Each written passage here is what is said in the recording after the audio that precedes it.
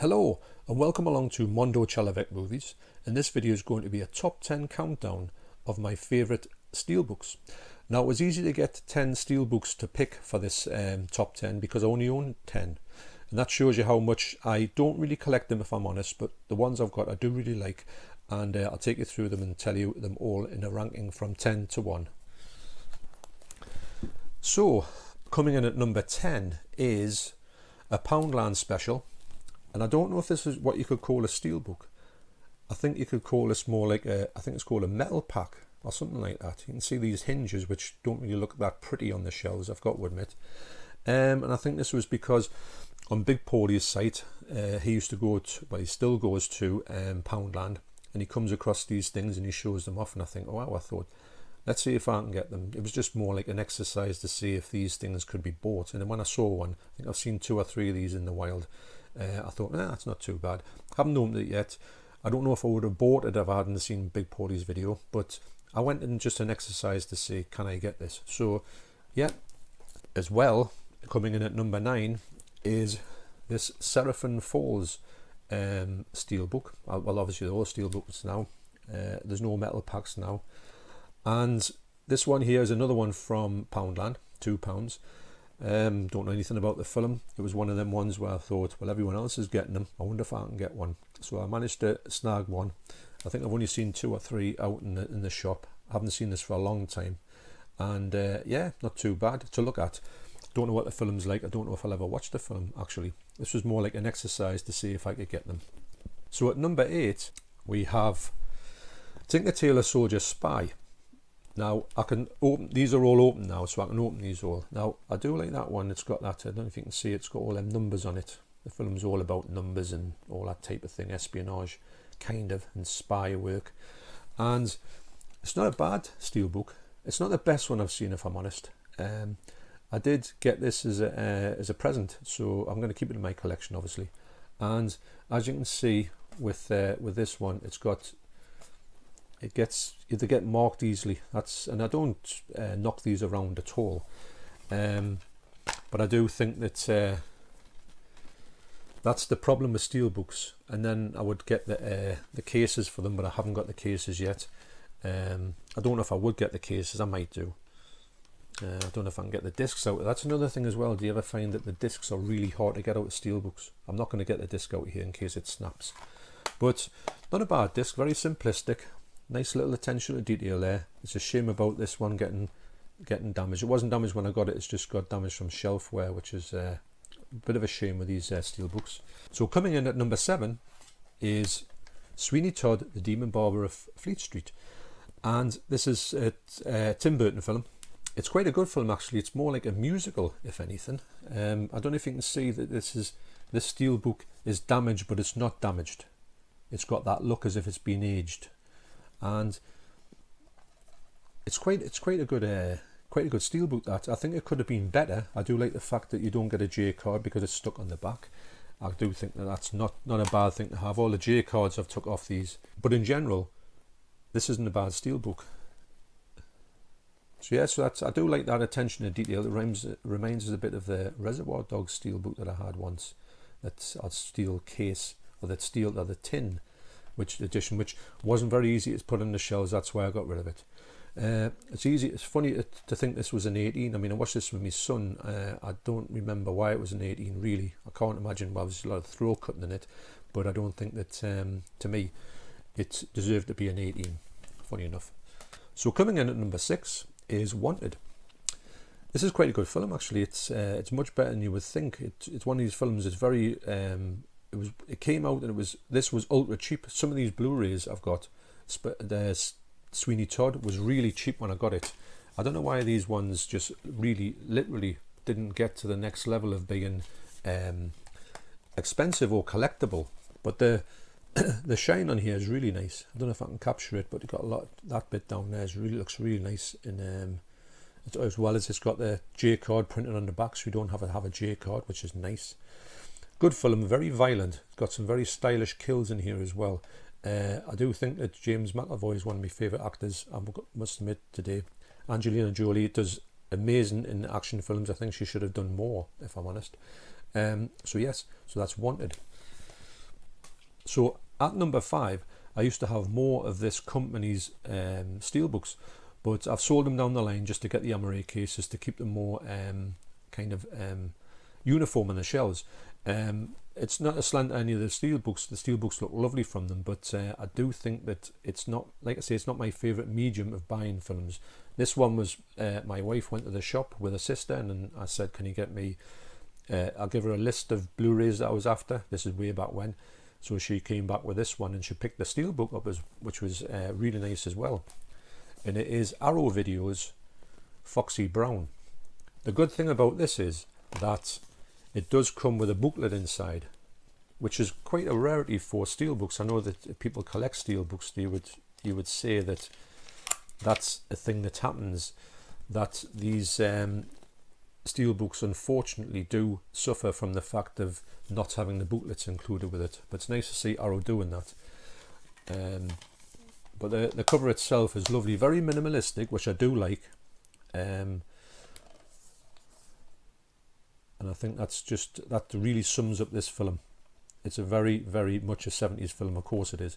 So when Arrow do a steelbook, I do like what they put in. I think they do a great job of what they select for the cover as well. And obviously great artwork. Arrow are renowned for their artwork as well. So that's NumberFive. At NumberFour is The Mermaid. Now this film was directed, and I don't think Stephen Chow is in this film, but Stephen Chow is a great director. If you've anyone seen Kung Fu Hustle, Shaolin Soccer, you know exactly what I'm talking about. This film is along the same lines. It's very quirky, very strange, very not futuristic, very fantasy led, and it tells a story about this mermaid who wants to just be a normal person. But it's a really good film. It's got some lovely, I don't know if that's even what you call spot glossing, but it does seem to shine out that lettering there, the Japanese writing. And it's I don't know if I can get the disc out here because the actual inside is really good. That's a lovely picture, that. And actually I got this from HMV for, it was £3.49 in one of the bargain bins, which I couldn't believe. My wife picked it up and said, have you seen this? I said no, but I'm going to get it because it's cheap and it's Stephen Chow, so why not? But yes, so that's The Mermaid. Great film as well. I do highly recommend it. Plus, if you can see it for £3.49 when HMV open again, it might be in the bargain bins, hopefully. So NumberThree is one of my favourite films of all time, and this was, when I saw this steelbook was coming out in this form, I said I've got to get this because of the picture on it. Is just the iconic picture of this movie, and it is Jaws. Now this here, you couldn't do anything better than put this on the front of a steelbook. Unfortunately, it's got a little bit of damage on there, which I can't believe, because like I say, I look after these as best I can and I don't rattle them around, but you know, it's sometimes to just get shelfware gets caught on something, which is a real shame. But minimalistic on the back, could have done with a little bit more on the back, but never mind. It's got a good feel to it as well. You've got that iconic scene from the start of the movie there with Chrissy and her death with the shark getting dragged around and raggled off the shark, which is amazing. And yeah, it's a lovely steelbook, very simplistic, but to me, you can't put anything on Jaws. You can't go anything wrong with having the original artwork on there. It's one of the best things that's ever been drawn for a cover, in my estimation. So coming in at number 2 is another one of my favourite films of all time, and especially as it's a silent film, and it's probably right in my top 10 of silent films of all time. It is 1922's Nosferatu, and this was released by Eureka, and it is just an absolutely delicious steelbook. It's minimalistic in design as well, but the cover and everything about it is, I think this is like an original poster that was put out in the 20s. So I just love the fact that it's in there. You do get a booklet as well. You get a huge booklet, a nice thick booklet, which is great because you think you're paying a lot of money for these steelbooks. The least they can do is put a booklet in it. It seems sometimes that they want to maybe not scrimp on the stuff, but you know, it's, you think that a lot of them say they can't put the booklets in them because of the steelbook's a little bit of a different size in interior, but that is just, so to me, is just iconic to look at. And it's got it's one of them ones where you get and you think, wow, that's you know, sometimes you get an item and you think, wow, that's just next level loveliness, if that's even a description. I'm running out of descriptive words for this. I should have a thesaurus next to it. And so yes, so that's number 2, Nosferatu, 1922, and it's one of the best films you'll ever see in the silent era. It's so good, it's just amazing. And this Eureka one is absolutely brilliant. And I'm wondering, is this in the Criterion collection? I think it probably is, but is it? I can't remember if it is or not. It's got to be. So this leads me on to number 1. Now, with these ones, it's quite easy to see what's number 1, and this one's got a bit of a history to it when I got it, because I did have this multiple times. I bought it multiple times actually. It's another silent film, and I thought, when I saw this particular edition, I thought, right, clear out the other ones, get rid of them all, and pick this one because it's got everything I could want with an edition. Plus, it's got this amazing steelbook, and it had a competition in it that you could win a gold bar when you bought this movie. Now, what I did was, if you'll imagine this, in my naivety, I went into HMV and I said to my wife, right, there's 4 in the shop. I'm going to go and say, pick them up, because this 9-carat gold bar wasn't going to be very big, and I thought it was included in the pack. So I had them up and I'm rattling them and I'm moving them and I'm picking them up and I'm weighing them, thinking, right, what's the heaviest, what's this, what's that. Of course, there was no gold bar in it at all. You just had a form in there to send away into a prize draw, which no one ever found out if it was drawn, but I had to get in touch with Eureka ages after and say, has anybody got this gold bar? They says, oh yes, it's been redeemed about 5 months ago and somebody got it. So anyway, that out of this story, my number 1 steelbook in my collection of 10 is Metropolis. This is a 1927 film, and it is one of my favourite silent movies of all time. But this absolutely just I don't know if this is, I think this might be some kind of original artwork in there, but this movie is so stylish anyway that to have this in this edition is just absolutely amazing. It's also numbered as well. I don't know if you can see that number up there at the top corner. This is number, got to get it right now, like number 3691. I don't know how many this was limited to. I do know this goes for silly money on eBay. There's the gold bar, or what you could get from the gold bar. So you just had to put this code in. I honestly thought the gold bar was going to be included in here, and when I realized that my mistake, I thought, wow, how dense was I to think that. Never mind, we all make mistakes.